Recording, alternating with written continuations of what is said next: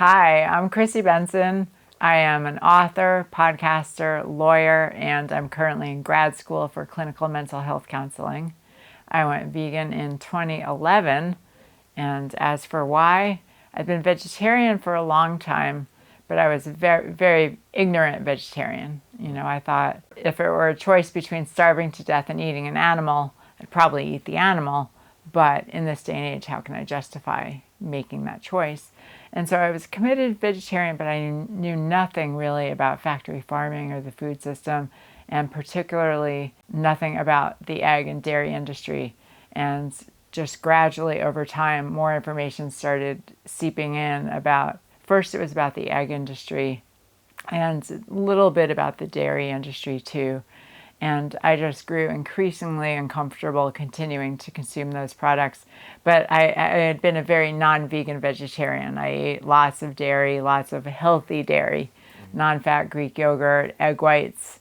I didn't eat cheese because I'd ruled that out long ago for health reasons. But as I learned more about what was happening to the egg-laying hens, I just, knew it wasn't right, knew it was never going to sit well with me. And that I knew myself. I knew, other people may be able to live with that niggling feeling at their conscience, but I know how I'm wired. I just can't do that. So I went vegan very reluctantly. I literally remember thinking, I'm going to have to do it eventually, so I may as well just do it now.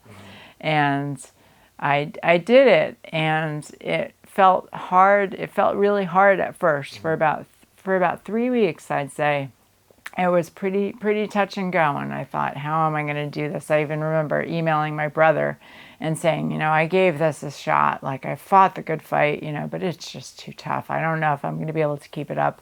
And then about 3 weeks in, I was living in New York City at the time, and a bunch of things kind of coalesced, like the movie Vegucated premiered in New York City, and I also happened to start listening to this online vegan summit called Vegan Palooza, and I was at a job where I was just sitting at a computer all day long and could listen to this information. So I just listened to all this information, and the more I learned, the more it just affirmed this decision. And as I like to say, I became radicalized via the internet regarding veganism, because once I started really understanding what was happening to these animals, I just knew that how could I possibly participate? So that's where it all began. Wow. So how far back does your vegetarianism go? It's hard to say. I can't pinpoint it exactly. I had been vegetarian for at least a year or so, shortly after college, on and off. I also had an issue, long-standing issue with compulsive overeating and binge eating. So that was its own journey. Even joined a 12-step program to work with that issue. And then somewhere along the line, I really just phased out meat. Again, just thinking like, sure, if it were a choice between starving to death and eating the animal, maybe I'd eat the animal. But, how can I do that when I am not forced into that position? So it was probably a good maybe 10 years prior to going vegan that I'd been vegetarian. As far as why you went vegetarian, it sounds like you were doing this for ethical reasons. Correct, yeah. So it's almost like you were vegan forward. Vegan forward? Yeah, it's kind of a term I learned a few years ago when I was in Michigan interviewing somebody. And it just means like you're moving in that direction. You have that ethics. You're just trying to figure things out. Yeah. I've never heard that term before, but that would be accurate, because it was purely for ethical reasons. And it's funny because thinking back, before I went vegan, I had a coworker for a year or two who was a vegan before I was vegan. And I remember at the time, like thinking back in hindsight, I would have been very interested in some of the information that she might have shared with me about why she went vegan, but she was not a vegan advocate. It was almost like being vegan made her feel special, and so she almost kind of wanted to keep it to herself and be the only vegan. So I remember, it's kind of funny thinking back. I'm like, if only she told me some of this stuff. Like I was kind of hungry for it, hungry for the information. But I eventually came to it on my own. And it was fascinating too, because I had always had what I considered a separate interest in health and nutrition. And it wasn't until after I went vegan that I started learning about plant-based nutrition and the China study and the fact that eating a whole food plant-based diet can prevent and often even reverse many of our chronic Western diseases, that I realized, oh my gosh, like my ethical concerns and my health interests completely align. And I also discovered the information about the impact on the environment and just resource availability and starving children in Africa. And it was really profound for me. It was almost like a spiritual awakening at the time, because I realized, wow, the most loving thing that I can do for the animals is also the most loving thing I can do for my own body and for starving children across the world and for the planet. And for me, it really just crystallized love almost as a principle of physics. Like this is love in action. And thinking about the nutritional aspect, in retrospect, I remember just thinking, how could these products of torture and suffering possibly be healthy for my body? It's obvious, in hindsight. Prior to being vegan forward, were there things in your life that happened that maybe set the seed for you to eventually be curious and move in this direction? I've wondered about that too. Like, what is it that makes certain people care and certain people start asking questions and ultimately go vegan, and other people just never do? I don't have an answer to that.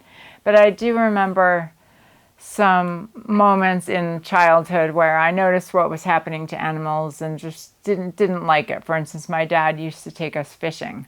And we would go fishing, and I remember several times, accidentally knocking the fish out of the bucket that we were, keeping them in after we'd caught them to, let them go back into the lake. So I remember things like that. I always loved animals. I think most kids loved animals. We had a dog. I loved her. But I don't really know what it was that prompted me first to start thinking about it. It seems kind of obvious. Again, yes, if it's a choice between starving to death and eating an animal, then, there's an argument to be made for eating the animal. But in our modern day life, where we have all these options, it just didn't make any sense. And again, I guess I would say in terms of personality, pretty conscientious. So it's tough for me to do things that don't agree with my conscience. Integrity is, important to me. I know it's important to a lot of people, but I think it varies. I think other people maybe are better at cognitive dissonance and just living with it. And I'm just not wired that way. Like I can't really live with it. So it's hard for me to continue in a practice that I know is wrong, even if it's inconvenient.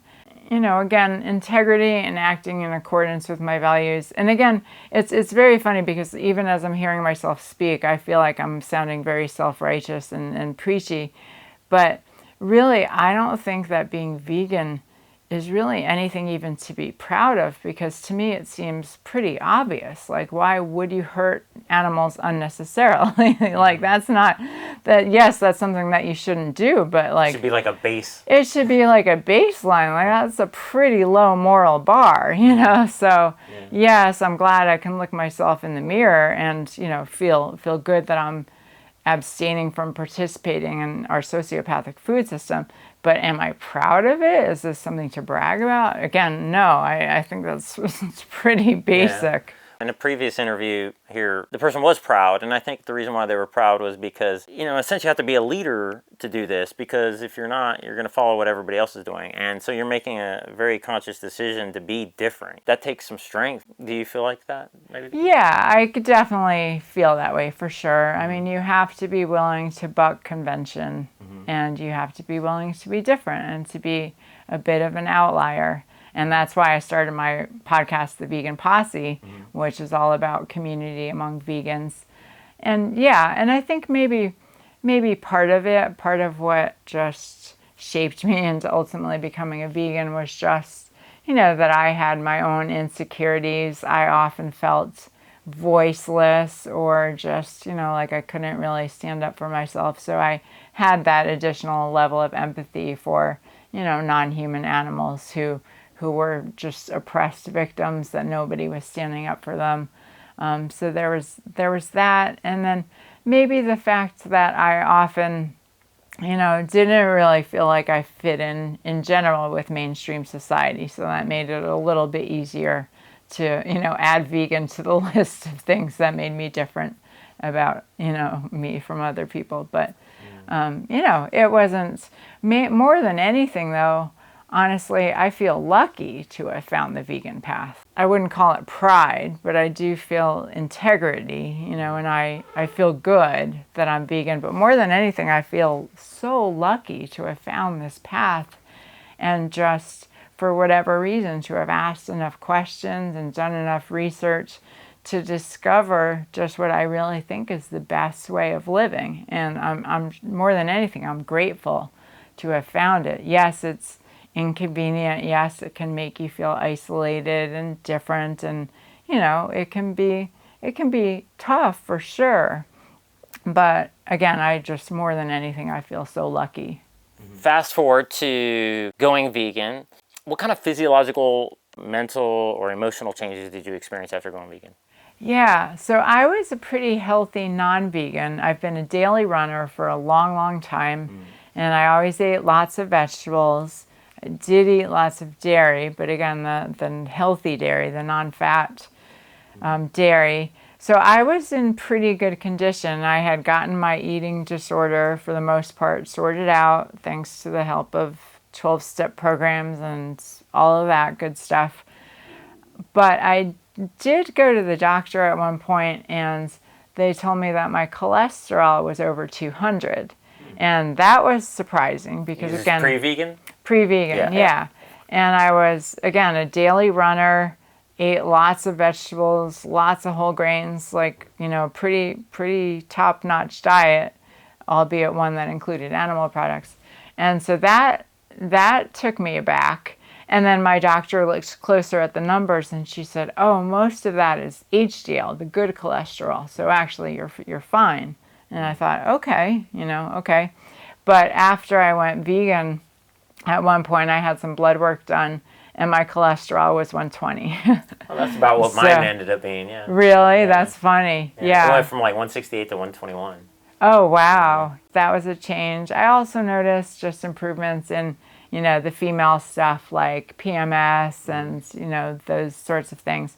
But for the most part, I had felt pretty good as a non-vegan, so I can't claim that there was a dramatic shift in my health and well-being.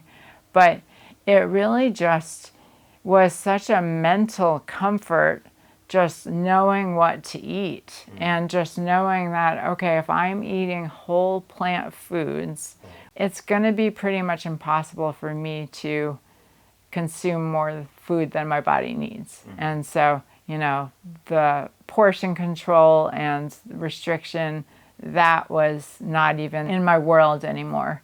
And so that was great. I remember one New Year's Eve chatting with a coworker and saying, like, oh, do you have any New Year's resolutions? And she was just like, oh, the usual, get in shape, lose weight. And I just remember thinking to myself, oh my gosh, I'm so grateful. I'm not there anymore. Like, that's one thing that's off my list of things to do, What are your favorite foods? I love popcorn. I eat a lot of popcorn. Yeah. So I have two sort of recipes for popcorn, and it's going to sound pretty weird. But one recipe, I like kind of a savory version, which is I put the kernels in like a glass popcorn popper, and I put some liquid aminos, some nutritional yeast, and some chili powder. Cool. And then pop that, and it's delicious. Nice. And then sometimes I like to do kind of what I consider sort of a kettle corn. And so in a paper bag, just a brown paper lunch bag, I put popcorn kernels and some salt, some cinnamon, and like a stevia packet.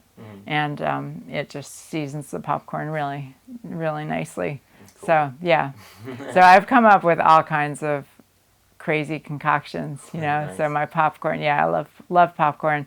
And then I'm a huge fan of the Instant Pot and soups, you know. So I just love batch cooking and making a bunch of I like warm foods in a bowl. You know, that's. What kind of stuff do you do? I like doing split pea soup, sweet potatoes, all kinds of things in there. What do you do? I love red lentils, cauliflower, red lentils, onions, mushrooms, red cabbage is another one of my favorite foods. I actually eat a lot of raw red cabbage. I probably possibly eat more red cabbage than anyone on the planet because I like to chop it up and just kind of eat it like raw, but just like with my hands, like almost like chips. The people at my old workplace used to, you know, kind of make fun of my cabbage chips, but they weren't fried or even cooked or anything. They were just raw. But I just love raw red cabbage, and according to Michael Greger, it's one of the healthiest foods on the planet. So, and one of the least expensive. Yeah, it's really a great. And it lasts forever. It lasts forever. Or long enough for you to eat it. No, I love it. Yeah. And the Instant Pot and soups, and then I'm trying to think what else. So a lot of the things you named, you don't really need to be in the Instant Pot, though, right? Basically, for lunch and or dinner, I'll eat whatever I cooked in the Instant Pot that week. So what kind of things might you do in the Instant Pot? So I'll do, you know, like a stew or a soup, usually with red lentils, cauliflower, mushrooms, onions, some red cabbage, possibly some Brussels sprouts, and some chopped up sweet potatoes or regular potatoes. You put all that in the Instant Pot? How long? Well, the Instant Pot has different settings, so I'll just put it on the soup setting, which is like 20 or 30 minutes. I mean, there are several options that you can do. You can press the chili setting if you want, which I think is maybe 30 minutes. I think there's another soup option that's 20 minutes, so I don't think it matters that much. But well, I always just put a certain amount of time on mine. Oh, you do? You don't use the pre-settings? Okay, yeah, I usually use the pre-settings, so yeah. And lentils are kind of easy to cook just on the stovetop. Yeah, but the Instant Pot, I just love it because I love the texture of the foods when you cook them in the Instant Pot, and I love the red lentils. They basically dissolve, and it becomes like this just sort of creamy, really thick soup. So I love regular lentils, but now I almost always go for the red lentils, which don't stay red. They turn into more of a yellowish thing. And so I usually season my Instant Pot stew with lots of curry seasonings, you know, like lots of cumin and red curry and some clove powder, just everything you can think of. Garlic, always lots of garlic. Nice. Yeah, so. Good stuff. Yep. You ever try the black lentils? I think I've had those. Yeah, I think I had those at my brother's house last Thanksgiving. Yeah. They're a little bit smaller. Yeah, and they're like harder. They're like more. Maybe. Yeah. And I think they might even have not that it matters. They might be a little more nutritious, maybe. I don't know. Oh, really? Okay. Well, I think like the smaller the husk is or the shell is, then the more surface area you're going to consume. Interesting. Which is more exposure to the sun and more reaction to that and creating more like, you know, phytonutrients. No, that's great to know. Yeah, I love discovering those new foods or new tweaks. Even though I know I'm already eating very well, there's always room to grow and learn new things. But I mean, I imagine red. Doesn't matter, green, lentils, whatever, they're all top shelf foods. I also love the purple sweet potatoes and the Japanese yams. So there are ones that are purple inside are great, and then the ones that are not purple inside but purple outside but still kind of sweet, they're delicious too. So I love the Japanese sweet potatoes, you mean? Yeah. Those are excellent. Those are some of my favorites too. What about grains? Well, popcorn, honestly, is my favorite grain. Yeah, so popcorn. And then usually I'll do farro or quinoa in the Instant Pot as well. Nice. So yeah. Cool. So we hit grains, beans. What about greens? Like romaine or arugula or whatever, spinach or... I'm kind of lazy when it comes to making salads, so I don't make a lot of salads, to be honest. Yeah. But what I do is I love to buy the frozen kale and just stir fry it with like artichoke hearts and onions and mushrooms and maybe chickpeas or maybe some boca veggie crumbles or something, and then season it with like chili seasonings, like more of a Mexican kind of style. And then after it's cooked, I'll add some salsa. I love adding mustard to everything too. That's my other standard dinner. Cool. And then after you open the Instant Pot with those red lentils, you could probably throw some fresh kale in there. And sometimes I do that. Oh, cool. Yeah. Nice. So that's the legumes, greens, grains, and then fruits. What about those? Yeah, I eat a fair amount of berries. I love watermelon. In the summertime, I can't get enough watermelon. So lots of berries, watermelon, apples. Yeah, my fruit consumption isn't super high. I've always gravitated a little more toward vegetables than toward fruits, but and yeah. Legumes, greens, grains, fruits, veggies, and we already covered that. Like you. Oh, and then in addition to what's in the Instant Pot, because the Instant Pot concoction usually has pretty much everything you named, like the greens, the grains, the everything. But I also love broccoli, so I basically steam. I chop my broccoli in advance, which I don't know if you've heard about this, but it preserves this big cancer-fighting enzyme. So I always cut it in advance, and it wasn't until after the fact that I learned about that benefit. So that was awesome. Cool. But so I always steam like a big pot of broccoli, and I basically eat like a plate of broccoli as my appetizer. I love broccoli. Mushrooms? Yeah. They're in everything. Yeah, they're in the Instant Pot. Nice. They're in the stir fry. And then nuts and seeds? I eat flaxseed every day. I've started eating a tablespoon of wheat germ. I don't know if you read from... Yeah, spermidine.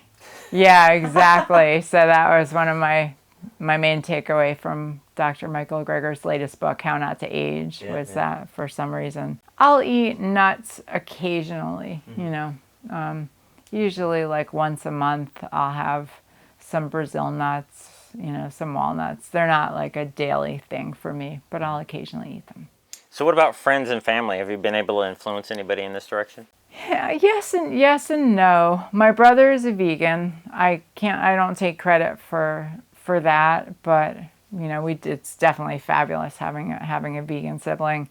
And then my parents are headed in that direction. I was sharing with some people earlier that my dad, at my urging, he read Dr. Joel Fuhrman's book, Eat to Live, and then he also is very interested in the economic system because he's a retired banker and he has lots of opinions about government spending.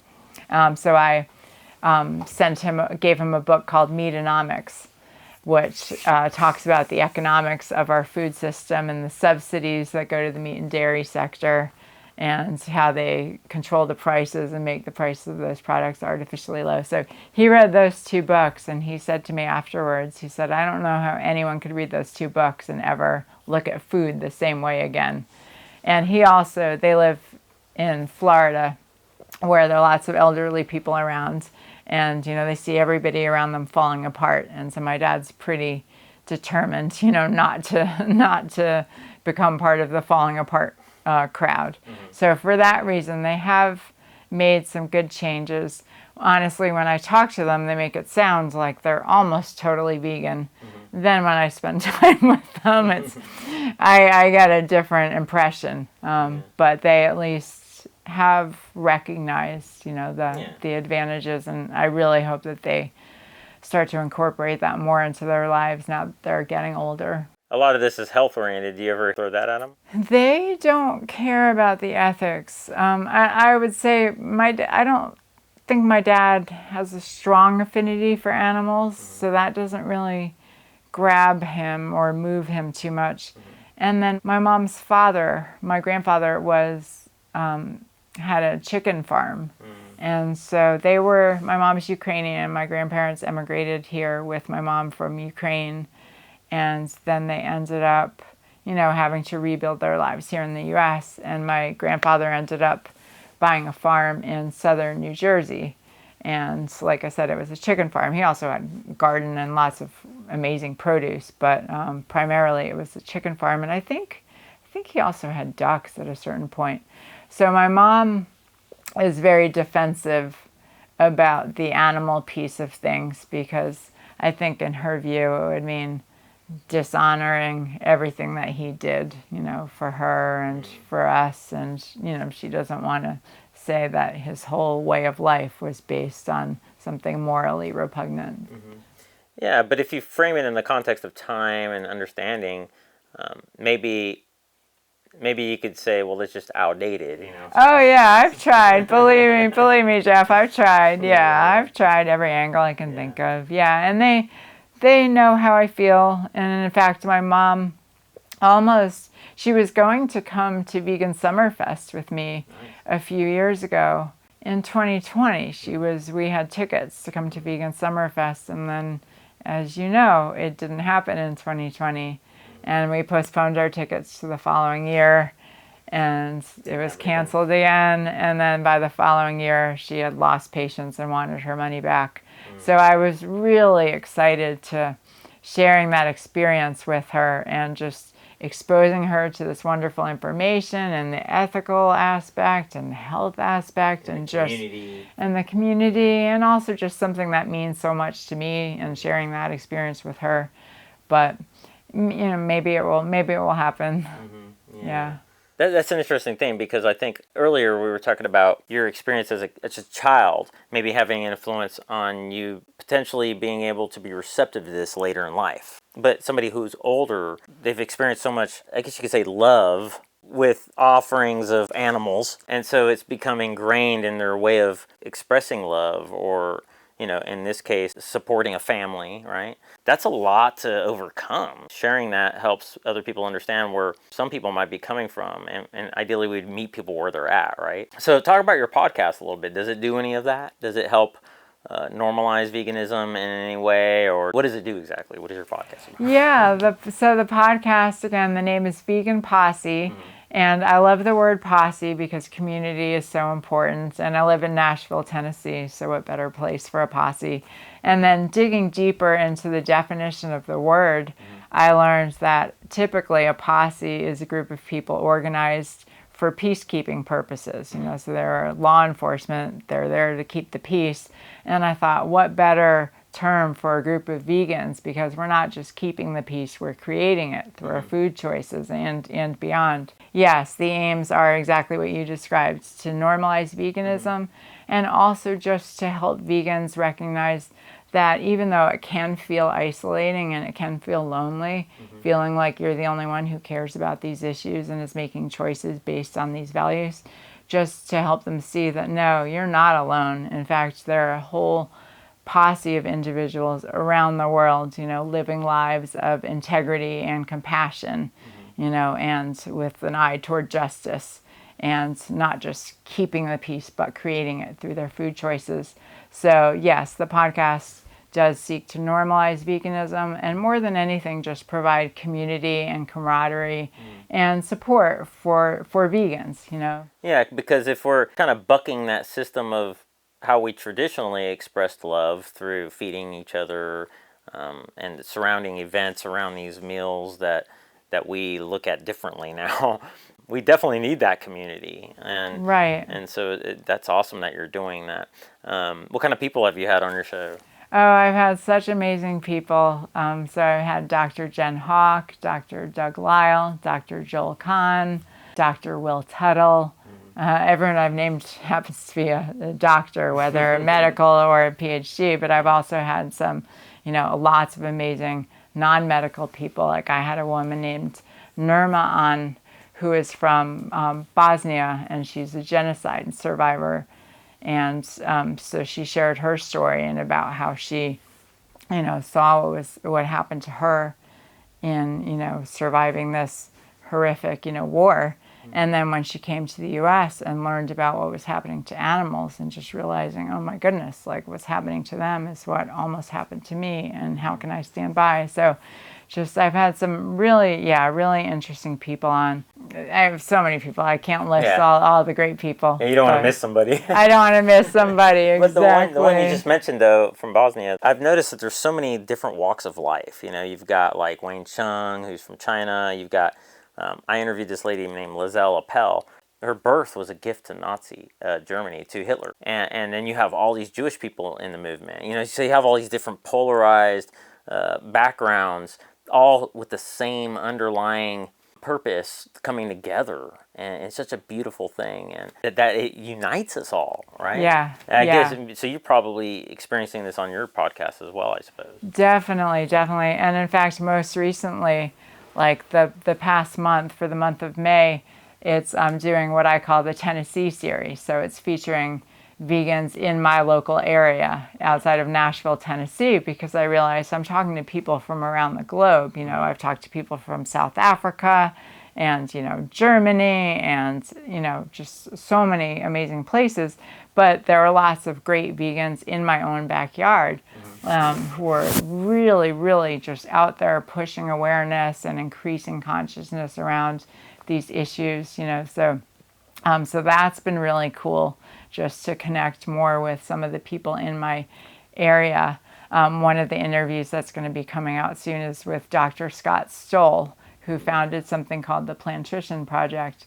And, you know, he's just such a lovely, lovely guy. He's not in Nashville, though, is he? He is, yeah. How long has he been in Nashville? Just a couple of years, not long. Okay. Yeah. Because I think he was in Jersey for a while. He was in Pennsylvania. Okay. Yeah. Because I think he was working with Joel Furman at his clinic in Jersey, and I have a lot of history with Nashville as well, coming from a musical background. Right. So I've frequented, you know, Broadway and that area and all Music Row and all that. Yeah. And it's like last time I was there, I was passing through, coming back from Kansas, where we're at now. And I couldn't find anything vegan. Well, in Nashville, there are lots of great vegan places, actually, which was a pleasant surprise to me. In fact, I moved to Nashville from New York in 2017, and I drove here with my vegan brother. He stayed the night, and then we were looking for a place to go to brunch that Sunday morning. And we were thinking, what are the chances of finding a vegan brunch in Nashville, Tennessee? You know, but we're like, just for the heck, we didn't think of Happy Cow at the time, but we just Googled vegan brunch, and lo and behold, there was a vegan restaurant less than half a mile from where I live in Nashville, and it's amazing. It's a place called Graze, Graze. Cool. And it's fantastic. I love breakfast foods, so I love vegan pancakes and potatoes and the tofu scrambles and all the breakfasty type stuff. So that was just a great sign. That felt like such a positive omen, you know, that I live within walking distance of a vegan restaurant. And there are a number of places. So there are any number of amazing vegan places in Nashville. And in fact, one of the most recent vegan spots in downtown Nashville is the Nashville Public Library, which is this beautiful historic building. And it has a cafe and restaurant attached to it. And recently, within the past several years, a vegan restaurant moved in. So now the restaurant officially associated with the Nashville Public Library is a vegan restaurant. I used to park there when I would go to Broadway. You park there and you walk down. You can park there, yeah. So they have a vegan restaurant there. Wow. Yeah, it's called Copper Branch. Yeah, it's great. And I just love the fact that, you know, it's officially connected with a Nashville institution. Wow. I think that's a great sign, yeah. And then there are vegan ice cream places. There's a vegan biscuit shop. There's a vegan deli called the Beehive, where you can get, you know, vegan pepperoni and vegan, you know, junk foods kind of sub-style sandwiches, but like amazing. And they produce a lot of vegan meats for a lot of the local restaurants. There's a Mellow Mushroom restaurant that has all kinds of vegan options. So lots of really good options. Probably expensive though. Yeah, I mean, everything's expensive. Everything's expensive. Yeah. I guess the last time I was there, I didn't look too hard. I was just looking en route, and I was coming from my friend's house. So. Yeah. But now that you mention it, sounds like there's quite a few options. There are quite a few. Yeah. I never plug my site. But if you wanted to join my site, you could put your podcast on there. Okay. You could totally list it. And then if you also wanted to, you could even reach out to these restaurants, or you could just add them to the site as well. And then your profile will appear as the author of these listings. And then they could all be linked together. And then that puts Nashville on the map for vegan stuff. As far as Happy Cow is concerned, it's also really cool to Google stuff, because then it helps index those websites in the Google algorithm. Is there anybody we're leaving out as far as like vegan restaurants are concerned? I would say Gray's is definitely I love Gray's for their breakfast food and their pancakes. There's also a place that I love called Sunflower Cafe. They're probably my favorite food overall. And they recently opened up a bakery called Sunflower Bakehouse that's all vegan and gluten-free as well. So that's a great place to go if I need vegan cupcakes for an event or something like that. Cool. There's a place called Avo that's a little trendier and high-end. You know what you should do? Start a little like Nashville vegan tour.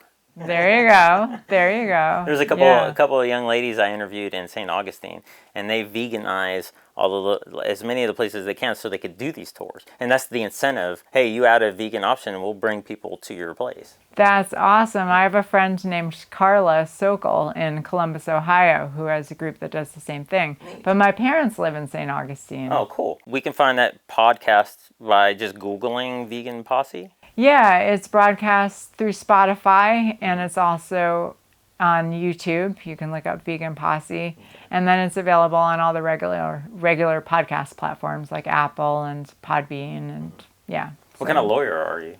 I've done lots of different things. So basically, I'm an attorney who's running from the law, basically. Running from the law, what does that mean? Well, it just means that I never really wanted to be a lawyer. So now I'm on a path to become a licensed professional counselor, so to become a therapist. Okay, cool. Yeah, and then I'm of course a writer as well, so that's my other. Does any of that relate to veganism at all? Yes, I would say so. Well, my novel that came out in November 22 features a vegan protagonist. So it's women's fiction. It's called Marrying Myself. It's available on Amazon, or you can visit my website, ChristineMelanieBenson.com, and find out all the info. But that was really important to me to have a vegan protagonist and a really fun story that would appeal to both vegans and non-vegans and really help normalize veganism through the arts, because I really think it's important just for people to be hearing the word vegan, seeing vegans in movies, in films, in books, and just recognizing, oh, right, they're everywhere. They're not just, and they're out there doing things. They're not just, sitting in a room at home alone all day watching animal rights videos. They're out in the world doing cool things. And so, that was a big motivator in writing my novel, was just, contributing to the growing literature featuring vegan characters. And you have an audio version, right? There is an audio version, yes. Sweet. Yeah. Could you be with somebody who isn't vegan? It would, that's a constant dilemma that I encounter with a lot of my guests on the podcast. I've had a number of women say that they're pretty certain that they wouldn't still be single if they weren't vegan, or if they were willing to be with a non-vegan partner. For me, the short answer is no. The longer answer is, as long as someone's open to learning health, is curious and compassionate and willing to vegan friendly. That's the initial baseline. But long term, that would be, it definitely would not be ideal. And I have friends who've been through that. Like I have a good friend in New York City who had been married for a long time when she went vegan. And when she went vegan, he just had no interest in learning anything about it, even though he had all the typical issues, high blood pressure, diabetes, you name it. He was, also alcohol in the mix. And it was a big strain on their marriage, because a lot of the things they used to do, the wine and cheese, the foodie stuff, where now she was a picky eater, and it really was a strain on their marriage, and they did end up, he ended up dying, in fact, but they were already divorced or planning to divorce at that point. So I don't know how women do it, I mean, I guess I do know how, because we women put up with a lot in many cases that we really shouldn't. And that's what my novel focuses on in part. That's not the plot of the story, but as you may be able to glean from the title, Marrying Myself, it's all about just checking in with yourself and honoring that inner voice, and really just loving yourself and just acting in love and not settling for less than you really feel good about, which can be tough to do, because we all want that companionship and we want that partnership, and it's so important. And at the same time, it can't come at the expense of loving ourselves and treating ourselves in the best way possible. So it's a fine line, because, on the one hand, there's this term settling in a relationship, like, oh, everyone says you shouldn't settle. Well, the reality is everybody settles to some extent, because, we're not out here, holding out for, Brad Pitt, or I don't know who the appropriate male, sex symbol is to insert there, because I kind of live under a rock when it comes to pop culture. But yeah, we all settle in terms of, like, we work with what we've got and the available options. But that said, we women tend to, we just tend to be a little more prone to codependency and people pleasing, and just not wanting to hurt other people, set limits. Yeah. So it's tricky. So I don't think any ethical vegan, especially, or even a health-focused vegan, would want to be with someone who's not vegan. But it's tough, because so few people, especially men, of the vegans who actually exist currently, there aren't many of those, and then the large majority are women. So if we women rule out non-vegan men from the get-go, then there's kind of no one in the pool. So a lot of us rely on conversion, or somehow finding a way to live with that duality. And well, I've had a couple of my male friends say that they would probably be more inclined to go this way if their wives would do it right and do it, just do it, Well, the men can do some of the cooking too. Yeah. But in these cases, the men were doing most of the work, like going outside of the house. I see. Yeah. Well, with my parents, for instance, my dad has even said, and I don't know if this is true, but he said, like, I would eat vegan if mom cooked vegan. Yeah, if that was all she could. Yeah. As far as, like, the lawyer stuff, are you able to represent an activist? Are you that kind of lawyer? I wouldn't say. I mean, right now I'm not practicing, and I live in Tennessee. I'm licensed to practice in Florida and Oklahoma. So that would be, I could certainly give advice, and I could certainly, give some guidance and help draft legal pleadings and that sort of thing. But as far as, like, the counseling, then, is any of that are you going to try to tailor any of that toward, like, dystopia? Yeah, it's interesting. I'm going to have to see how that goes, because I would really, of course, love to, help people with dystopia. In fact, Dr. Claire Mann, who coined that term, she was on my podcast. Nice. Yeah. She's so sweet. She's so sweet. Yeah. She's pretty cool.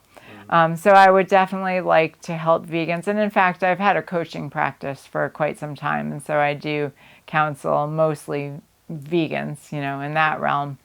And then there is a category on my website for that. Oh, good. Okay, perfect. And in fact, I know that during the times in my life when I've sought out counseling, especially at various points, it was important to me to find a vegan counselor.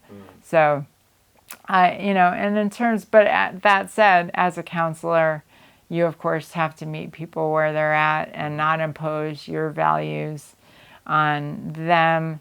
And also as a counselor, it's important not to bring too much of yourself into the room, because it's really about the client. Countertransference. Yeah, all the lingo. Yeah, so I'm going to have to see how it goes. I just started my internship for my counseling program, and I'll be completing my internship next year. and then we'll be, out counseling on a professional level beginning next year. And so as far as the vegan aspect, it'll be interesting to see how it goes, because I definitely do take a holistic approach just to life and to well-being in general. And, obviously our minds are in our bodies. And so this artificial separation that you often see in the counseling realm, well, okay, we're going to work on your mental health, and then your physical health is something completely separate. Well, they're very intertwined, in my opinion. And often the best thing that people can do to help with their depression, even with their anxiety, or just overall, just issues that they're struggling with, often exercise, a better diet, improving the, bacterium in their microbiome, all of that stuff can have much more of an issue than, weeks or years of talk therapy. So as to how much I'll be able to integrate the holistic, approach into my practice, like I'm going to have to see how it goes. But yeah. Well, I was a mental health counselor for 15 years. I had to get away from it. It was kind of toxic. To your mental health, yes. And it wasn't even the clients. It was just, the bureaucracy and everything. But, and not having that holistic approach. And I'm really hoping one day to see more of that happen. Adam Sudd, have you heard of him? No. You would love his story. It's like one of the most powerful stories I've ever heard. In fact, when I heard it at Plant Stock with the Esselstyn's hold, I was bawling, I couldn't stop. It was just so powerful. I mean, he's a recovering addict and all.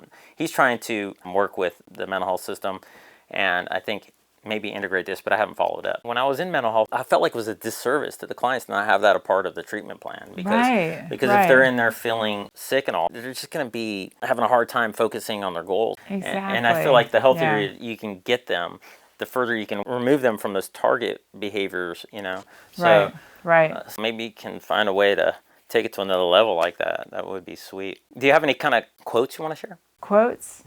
Well, one quote that really struck me when I read it, it wasn't even about veganism or animal rights, but I just felt like it summed up the animal rights movement in general. It's by a philosopher named Albert Camus, and the quote is, "Our task is impossible, so let us begin."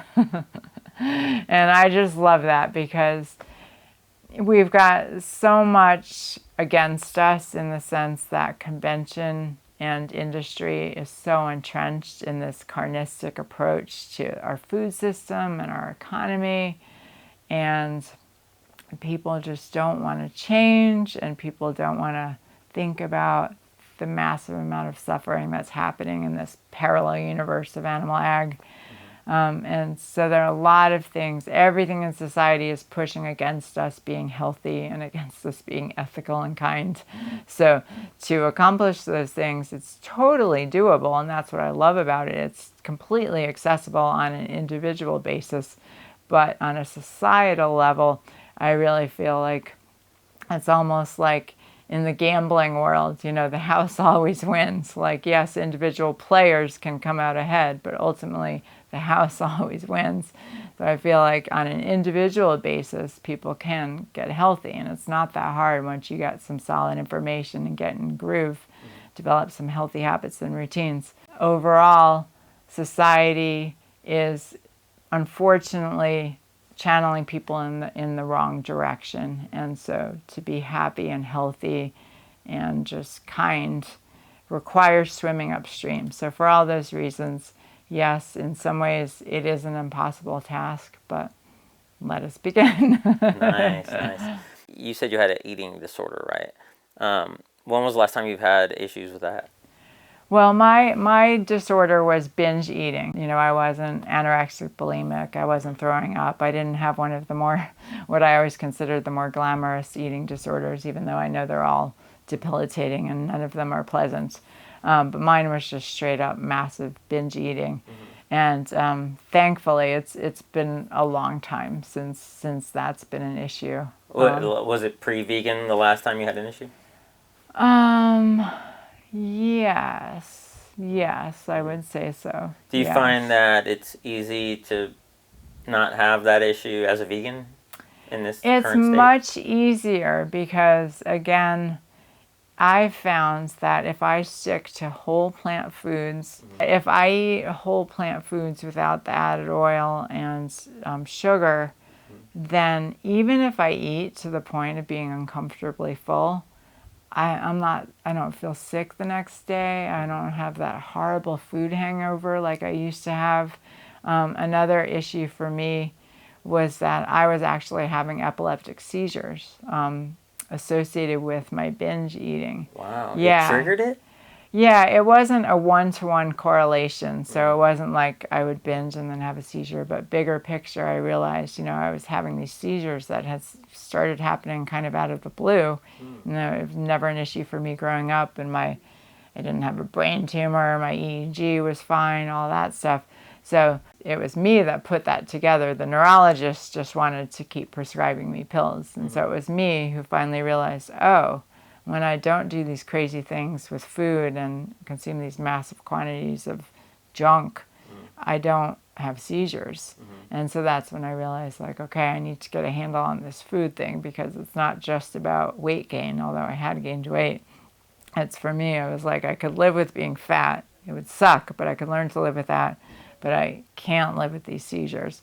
So that was what prompted me to seek help and go into a 12-step program, and just it wasn't easy, and it wasn't completely a straightforward route, but eventually did get there. And then and I had not learned about veganism or a whole food plant-based diet at that point. I think if I had that information, it could have saved me a lot of time and a lot of heartache, and most likely a lot of seizures. I'm grateful that, again, that was a real lesson in trusting my own judgment, trusting my own experience, listening to what the doctors had to say, but continuing to think for myself and just keep my eye on my own prize. I knew that the doctors, what they had in mind for me was a lifetime of medication and hopefully a reduced number of seizures. And I knew, no, that's not what I want. I want to be seizure-free and medication-free, and to be healthy and to have like a full, complete life. And they weren't going to offer that to me. And so I knew I had to get a handle on my food issues to do that. And then I realized, maybe once I get a handle on this food stuff, maybe then, and the seizures stop, maybe then they'll believe me that they were related. They had been continuing to assure me, oh, the food has nothing to do with the seizures. Well, it's interesting because, they use ketosis to treat seizures. Yeah, but that's usually for I know, kids. but That's for kids who grew up with it. But it just seems interesting, like if you're binge eating, like if you think there's a relation there, maybe I don't know, whatever. Yeah, well, I'm pretty sure that it had to do with the massive blood sugar fluctuations, because you intake this massive, Yeah. I'm curious, have you heard of intuitive eating? I've heard of it, yeah. It's a fascinating thing. I really love it because I was like, intermittent fasting, all these things. I was kind of getting neurotic, and I don't really feel like it was helping me. And then when I learned about intuitive eating and listened to the book on it, I really love it. It's a fantastic book. Okay. And then when I started interviewing a lot of athletes last year, there was quite a few that had eating disorders at some points, and several of them were familiar with intuitive eating, and it helped them solve those problems. Interesting. Okay. Yeah, I haven't read the book. I personally found that, again, just sticking to whole plant foods, that did more for getting my eating normalized than all of the stuff. Because when I was in the 12-step program, there was a big emphasis on emotional eating and, using food for emotional reasons, and probably things similar. Again, I haven't read the book, but similar to some of the concepts in intuitive eating. And it's not like I didn't learn anything from all of that. It didn't solve my problem. And then once I realized that, oh, it's these calorie-dense foods, and when I stick to the whole plant foods, it doesn't damage my body. Even if I eat to the point of being really full, even if I binge on, potatoes or something, it's just not going to do the same damage to my body that the other stuff did. So I found, for me, again, I really feel like there there is so much to be learned from those practices. Just mindful eating and, like just being present. And I do have a background in Buddhism, and I practice all meditation and mindfulness. So I do think there's a lot of great awareness that you can glean from those practices. So I do think they're beneficial. But just for me, the binge eating, that was solved by just figuring out, okay, not how I was going to eat or how much I was going to eat, but what I was going to eat. And if I stuck to the whole plant foods, I really couldn't go wrong. Yeah. So. Yeah, it sounds pretty intuitive. Yeah. It also make me think of Hara Hachibu, like in the Blue Zone, thing. That means eat till you're 80% full. I haven't figured that out. But on that note, I am getting pretty hungry, and I think they're cooking up there. So I guess we probably should call it a wrap. Is there anything that we didn't hit that you think would be cool to get out there? No, that was great. I think we packed it all in. Nice. Yeah, people can check out my novel, Marrying Myself. I really would like to, again, normalize veganism through the arts and just, inject some veganism into the world of mainstream women's fiction. Nice. So that's the aim. So the more people that check out that book and post reviews, the more we can make that happen. Sweet. Well, I hope this helps, and thank you for helping with all you do. Likewise.